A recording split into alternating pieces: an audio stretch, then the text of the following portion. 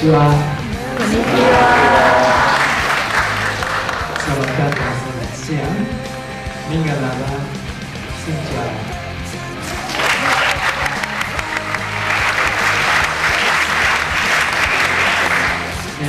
Genesis 2.0 メディアの関係者の皆さん、ようこそいらっしゃいました。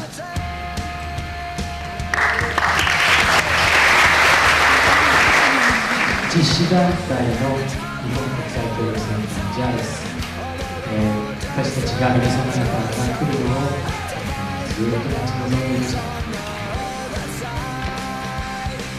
をどう解決して、豊かな秋田にするかいかに。アナウンサーがしゃべる以外の操作は全部こちらの部屋で。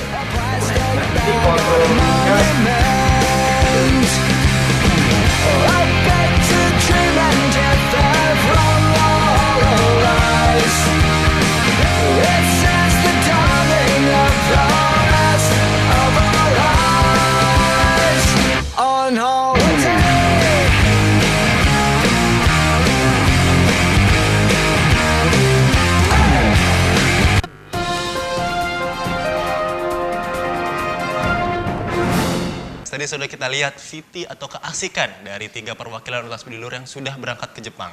Nah, kita akan tanya-tanya lagi dan kita akan wawancara lagi nih perasaan atau kesan dan pesan atau bagaimana caranya sih bisa ke Jepang. Kita akan tanya Rosi kembali ya, Rosi. Jadi pertanyaan kita akan tanya kembali, bagaimana caranya bisa sampai di Jepang? Proses sampai sananya itu ada prosedur. Harus ngelewatin tahapan apa gitu? Ya. Kebetulan untuk proses kita juga kurang tahu karena mungkin ya dari pemerintah kali ya, jadi kayak kesan rahasia gitu kan, confidential. Jadi yang kita tahu cuma kita suruh bikin esai, kita isi formulir, melengkapi segala dokumen yang diperlukan, paspor pastinya kan. Setelah itu baru 2 minggu sebelumnya baru kita dapat konfirmasi kalau misalkan ya oke, kita berangkat, kita akan menjadi ambassador dari Indonesia. Kita ambasador dari Jepang yang didatangkan dari Indonesia gitu. Oh, jadi bukan khusus dari Universitas Budi Luhur ya? Karena untuk undangan itu tidak hanya mengundang universitas doang ya, jadi ada beberapa lembaga lain juga. Jadi ya antara ini sih dari universitas ada juga yang secara pribadi. Jadi kebetulan pendaftar dari Genesis ini dari Budi Luhur, yang kuliah di Budi Luhur sebenarnya ada 5 yang ikut. 2 diantaranya dia mendaftarkan secara pribadi. Jadi ya mungkin kampus hanya tahu saya, Jody dan Farid. Sebenarnya ada 2 lagi, satu lagi dari kelas internasional namanya Reina, dan satu lagi dari desain grafis angkatan 2012 juga namanya Irfan. Tapi 2 nama ini mendaftarkan secara pribadi individu, jadi tidak atas nama kampus. Yang atas nama kampus hanya kita bertiga, kayak begitu. Dari fakultas yang berbeda ya? Iya.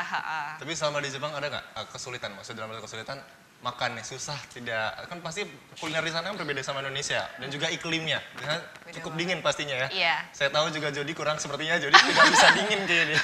Tapi Jody yang paling kuat malah. Oh, iya? Dia malah kuat dengan satu helai bajunya yang setelan seperti formal itulah, sangat formal. Yang paling beda makanan pasti ya, cuma dari Genesisnya, dari panitia Genesis sudah mengatur.